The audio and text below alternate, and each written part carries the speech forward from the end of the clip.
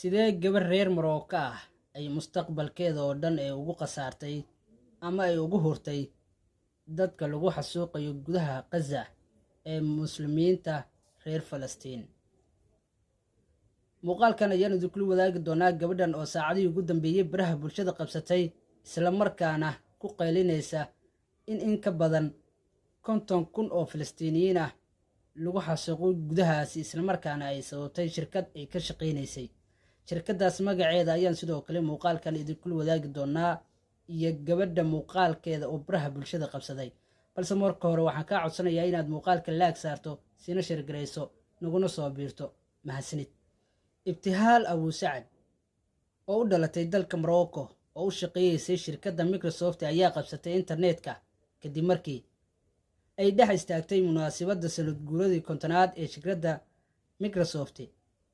waxayna ku qaylisay mid ka mid ah madaxda sare ee shirkadda Microsoft, Mustafa Suleymaan, oo u dhashay dalka Suuriya, isagoo sharaxaya horumarka iyo barnaamijyada shirkadda Microsoft. xalfadan ayaa lagu qabtay gudaha dalka Mareykanka, gaar ahaan gobolka Washington. goobta xalfadda ay ka socotay waxaa ku sugnaa madax sare iyo aasaasaha shirkadda Microsoft. gabadhan ayaa istaagtay dadka hortooda waxayna bilowday inay ku qayliso, ceeb dhammaantiinba waxaad tihiin munaafiqiin, tiknoolajiyadiina waxa ay sabab u noqotay in lagu dilo 50,000 oo reer Falastiiniyiin ah. sidee ugu dhiirateen inaad u dabaaldegtaan dhiigooda oo halkaasi lagu laayay? waxaa xigtay inay fariin u dirtay shaqaalaha shirkadda oo ay u sheegtay in ka badan 1 sano iyo bar ay daawanaysay xasuuqa lagu hayo dadka reer Falastiin. waxaan ogaaday in qayb ka mid ah shaqadeeda loo isticmaalay dilka caruur, dhaqaatiir iyo haween aan waxba galabsan. sidoo kale waxa ay sheegtay in suxufiyiin lagu laayay halkaas isla markaana iyo dad maata ah. mana aamusi karin, mana dhisi karno tiknoolajiyad loo isticmaalo in lagu dilo kuwa aan waxba galabsan oo aan iska aamusno. waa waqtigii la istaagi lahaa isla markaana aan difaaci lahayn dadka lagu laanayo gudaha Gaza ee muslimiinta ah. gabadhan u dhalatay dalka Morocco waa injineer u shaqeeya shirkadda Microsoft. waxayna garab istaag u muujisaa caruurta iyo dhibanayaasha Gaza ku nool. waxa ay shaqadeeda ay ku weynaysaa oo ay la kulmi doontaa cadaadis dhinac walba ah oo xitaa sabab u noqon kara isla markaana sabab u noqon karta inaysan dib dambe ugu shaqeynin shirkadaha reer galbeedka, maadaama ay difaacday dadka muslimiinta ah ee reer Falastiin ee lagu xasuuqayo gudaha Gaza. shirkaddan waxay dad badan isweydiinayaan sidee shirkaddan ay qayb uga noqotay dadka lagu xasuuqay halkaasi. shirkadda Microsoft ayaa qandaraas kula jirta ciidanka Yahuudda ee ku dagaalamaya gudaha Gaza, kuwaas oo ay ka caawiso barnaamijyada sirdoon, kuwaas oo ay ku jiraan adeegyo kala duwan isla markaana ay soo saarto shirkaddan.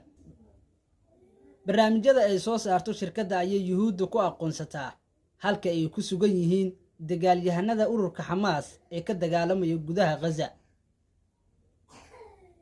sidoo kale adeegyada ay soo saarto shirkaddan ayaa u fududeeya Israa'iil inay hesho xog waliba ay kaga baahan tahay gudaha marinka Gaza. sidee adeegyada shirkaddan ay soo saarto ay ugu fududeysaa inay hesho xogta dagaalyahanada Xamaas halkaasi ku sugan Yahuudda?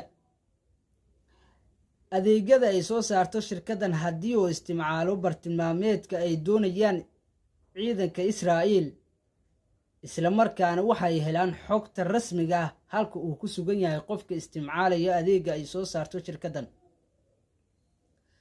si kastaba gabadhan ayaa saacadihii ugu dambeeyay muuqaalkeeda baraha bulshada qabsaday iyadoona ku qaylinaysa, waad ceebowdeen, ceeb ayaadna ku jirtaan, dhammaantiinna waxaad tihiin dad aan arxan lahayn isla markaana diyaar u ah ama qayb ka qaatay xasuuqa dadka reer falastiin ee halkaasi lagu xasuuqayo.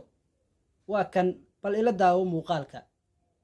50,000 people have died, and Microsoft's powered this genocide in our region. Thank you for your protest, I hear you.